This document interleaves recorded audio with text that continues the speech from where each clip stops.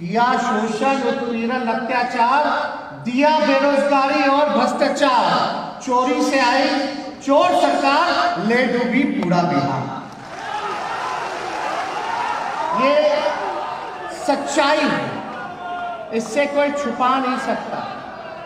और हम आपको बता दें कि बाई इलेक्शन जो बौचहा का हुआ, उसमें सभी लेफ्ट साथियों का, सीपीआई, सीपीएम, माले पार्टियों का हम धन्यवाद देते हैं कि हमारे प्रत्याशियों को, जो हमारे कैंडिडेट थे महागठबंधन के, यह जीत आरजेडी की नहीं बल्कि महागठबंधन की और जनता की जीत थी।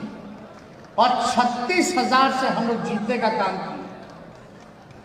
बिहार चुनाव में 1,56,00,000 महागठबंधन को वोट मिला और 1,56,12,000 एनडीए को वोट मिला, वो भी बेईमानी के बाद। अब हमको लगता है बौचहा चुनाव के बाद महागठबंधन का वोट 12,000 ज्यादा हो गया होगा, उनका घट गया होगा। लेकिन ताजुब है कि वो लोग सत्ता में हैं, तो इससे कोई इनकार नहीं कर सकता। संपूर्ण क्रांति के बारे में हमसे बेहतर तो यहाँ कई हमारे पार्टी के और अन्य दलों के, जो हमारे घटक दल के जो नेता हैं, वो तो इसमें शामिल रहे।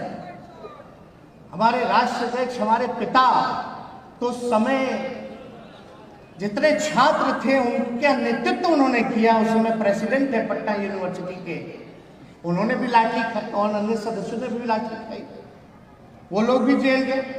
लेकिन इसकी शुरुआत जो है, आप सब लोग जानते होंगे, जो लोग नहीं भी जानते उनको हम बता देना चाहते हैं कि इसकी शुरुआत जो है 1974 में गुजरात के एक इंजीनियरिंग कॉलेज, एलडी कॉलेज से हुई, जहाँ छात्रों की मांग थी कि खाद्य कीमतें और फीस में वृद्धि को लेकर छात्रों ने एक आंदोलन शुरुआत की। और उस आंदोलन का नेतृत्व छात्रों ने किया। साथ ही साथ अन्य मुद्दे भी जुड़े, भ्रष्टाचार के, बेरोजगारी के, असमानताएं के, महंगाई के। तो वो जो दौर था, जेपी जी के नेतृत्व में पूरा आंदोलन हुआ। कई लोग कितने महीनों तक लोग जेल में गए। एक देश भर में एक माहौल बना तानाशाही के खिलाफ, और हम पूरी तरह से सहमत हैं। इस बात को आदरणीय लालू जी ने भी 2014 में कहा था कि देश टूटेगा या एक रहेगा, ये आप लोगों को फैसला करना है, जनता को फैसला करना है। सरकार में भाजपा आरएसएस के आने के बाद ये भी बात उन्होंने कहा कि देश में अघोषित इमरजेंसी जो है वो लागू, इससे कोई इनकार नहीं कर सकता। आज देखिए क्या माहौल बना हुआ है बिहार में। कुछ लोग कहते हैं डबल इंजन की सरकार, लेकिन ये डबल इंजन की सरकार नहीं, ट्रबल इंजन की सरकार है। आज कोई खुश नहीं, महंगाई चरम सीमा पर है, किसान बदहाल है, मजदूरों की कोई बात नहीं करता, छात्र छात्राएं, नौजवान, बेरोजगारी, देश की संपत्तियों को बेचा जा रहा है। जहां संविधान हमारा सुरक्षित नहीं है, लोकतंत्र सुरक्षित नहीं है, पूरी तरीके से देश के संपत्ति को रेल, सेल, सब कुछ जो है बेचा जा रहा है। लेकिन बिहार को ना तो बिहार को विशेष राज्य का दर्जा मिला, ना तो बिहार को विशेष राज्य का पैकेज मिला। आज क्या है, स्मार्ट सिटीज की बात लोग करते थे, बनारस को क्योटो बनाने की बात करते थे, हर साल 2 करोड़ रोजगार देने की बात तो छोड़िए, ये बिहार चुनाव में 19 लाख का रोजगार का वादा किया था। आज कहाँ है 19 लाख का रोजगार? हमारी बात छोड़िए, विपक्ष की जो सत्ताधारी दल जो है भाजपा, आप उनकी बात कीजिए।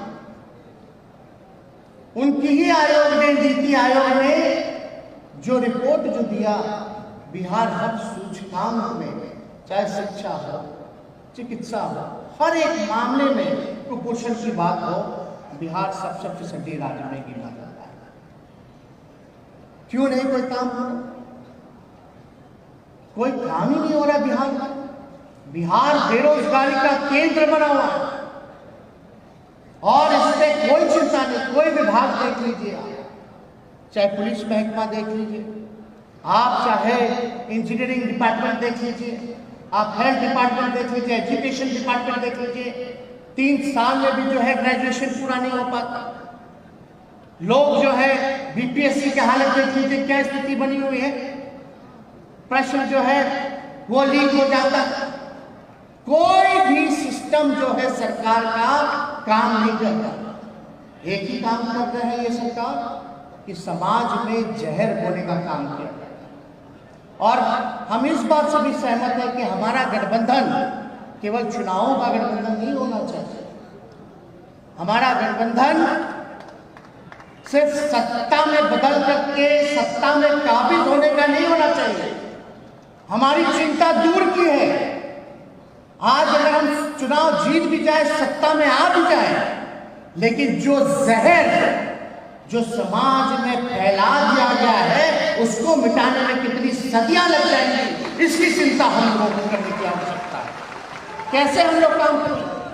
आज पूरी कॉन्स्टिट्यूशनल इंस्टीट्यूशन, जितने संवैधानिक संस्थाएं हैं, उनको जो है अपने कब्जे में ले लिया गया।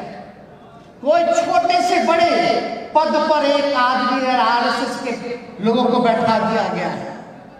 इसमें कई बार जो है बातें, कोई आवाज उठाता है तो अपने तोते से सीबीआई, ईडी और इनकम टैक्स से छापा मरवाने का काम करते हैं, फर्जी केस करवाने का काम करते हैं, डराने का काम करते हैं।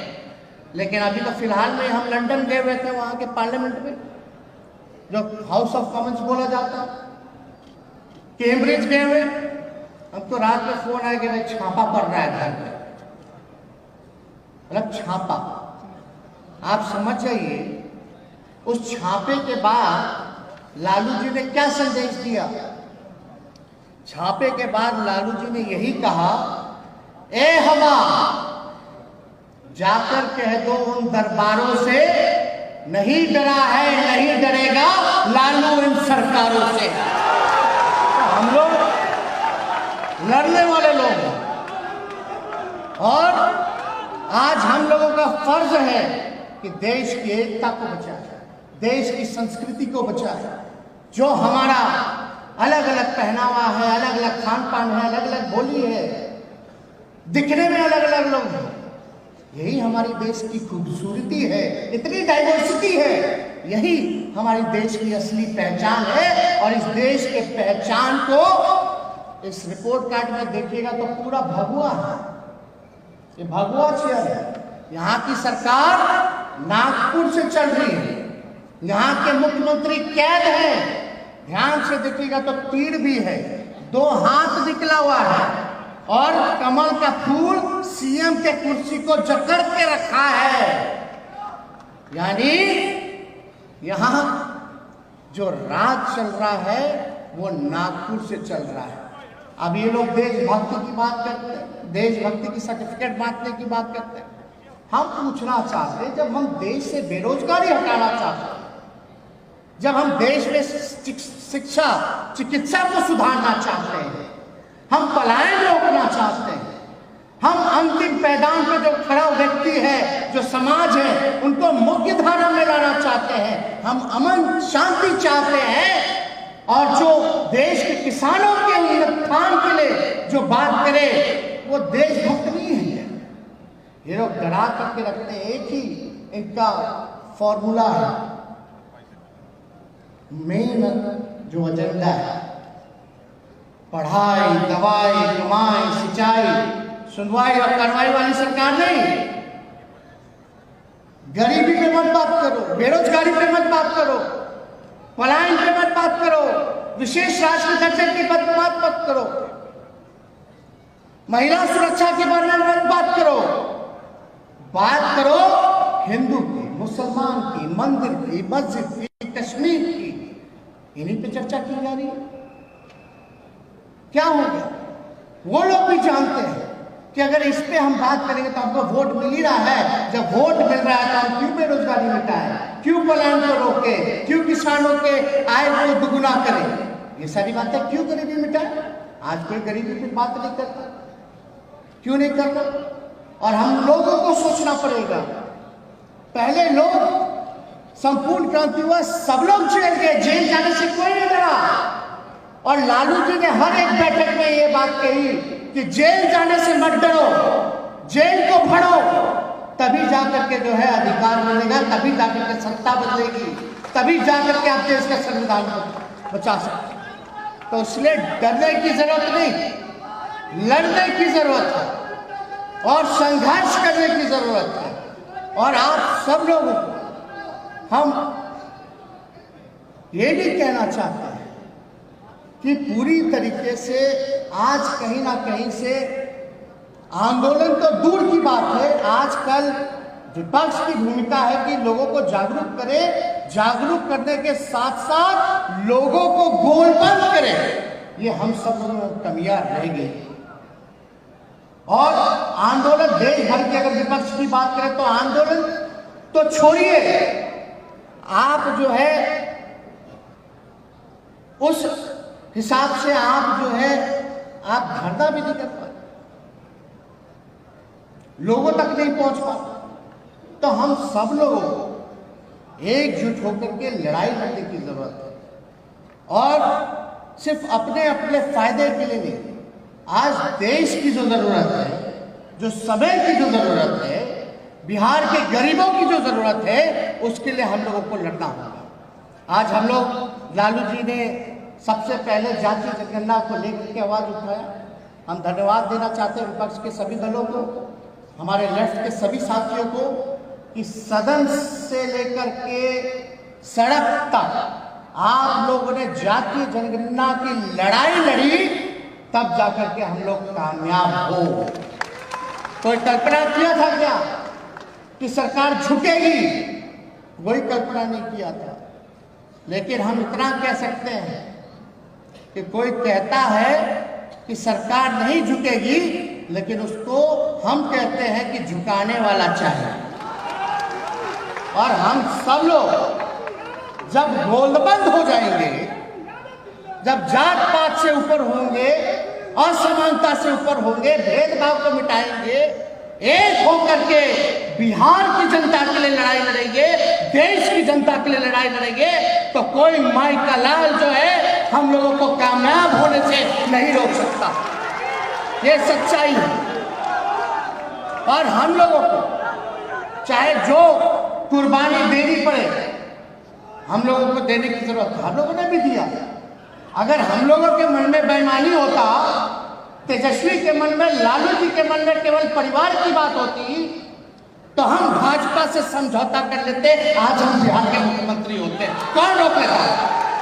लेकिन नहीं, ना लालू जी झुके हैं, ना लालू जी का ये लड़का झुकने का काम करेगा, लड़ाई लड़ेगा।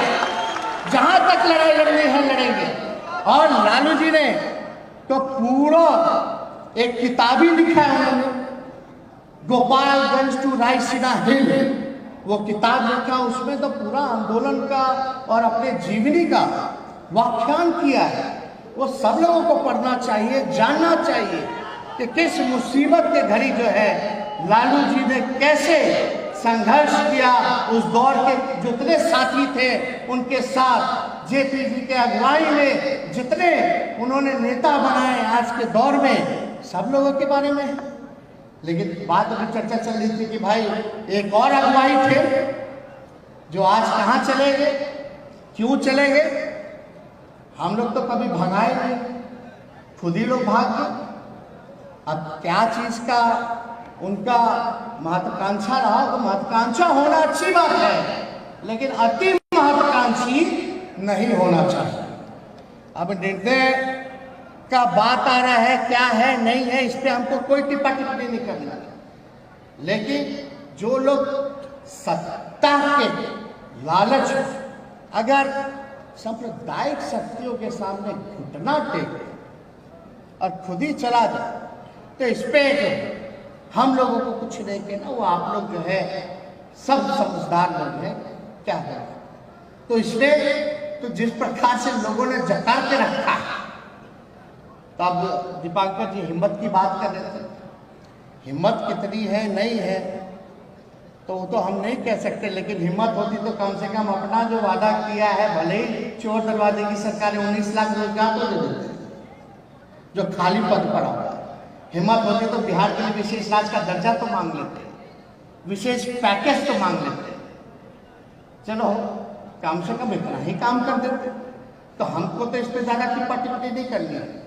लेकिन जो माहौल देश का जिस प्रकार से खराब हो रहा है, जिस प्रकार से संघ जो है पूरे देश को हाईजैक करना चाहता है, वो संविधान नहीं बल्कि बंच ऑफ थॉट किताब के आधार पे जो चलना चाहता है, इसकी लड़ाई हम लोगों को पुरजोर तरीके से लड़ना पड़ेगा। तन मन धन लगा करके जो है संघर्ष हम लोगों को करने की जरूरत है।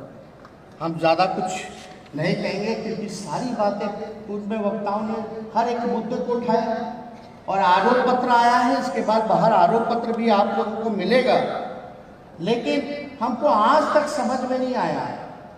सेना के तीनों अध्यक्ष हिंदू हैं, चाहे एयरफोर्स का हो, नेवी का हो, आर्मी का हो।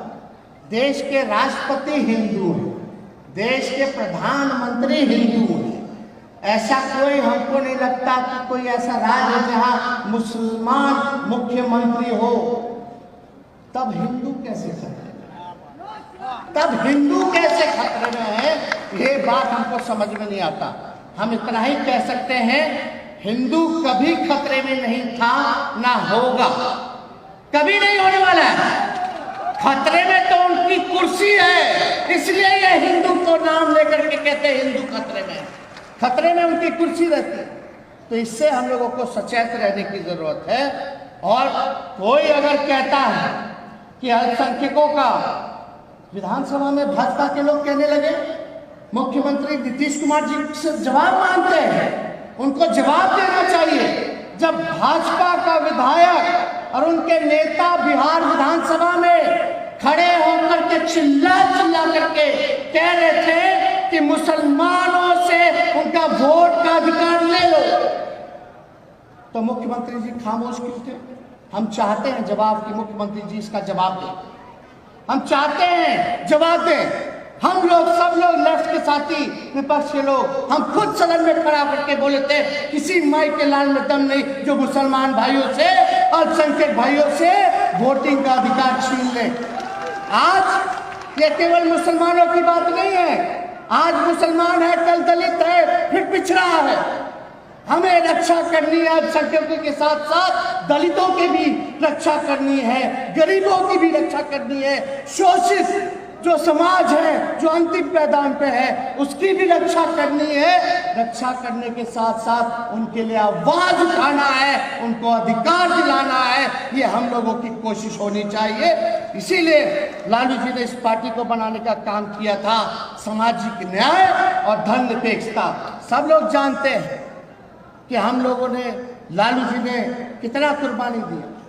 आज भी आप देखिएगा लालू जी को सताया जाता है, लेकिन आप अभी मैसेज में देख लीजिए, कहीं से कमजोर नजर आ रहे हैं, कहीं से डरे हुए नजर आ रहे हैं। बल्कि आप लोगों से आह्वान किया है कि उठिए और लड़ाई लड़िए। तो आप लोग हाथ उठा करके सब लोग बताइए, लड़ाई के लिए तैयार रहिएगा कि नहीं रहिएगा? दोनों हाथ उठा करके लड़ रहे हैं, जीत रहे हैं, लड़ते रहेंगे, जीतते रहेंगे, लड़ते रहेंगे, जीतते रहेंगे। तो आप सब लोगों को इस संपूर्ण क्रांति के अवसर पे आने पर आप सब लोगों को धन्यवाद देते हैं, सलाम प्रणाम करते हैं और सभी हमारे कम्युनिस्ट साथियों को लाल सलाम करते हुए अपनी बातों को यही समाप्त करते हैं। जय हिंद, जय बिहार।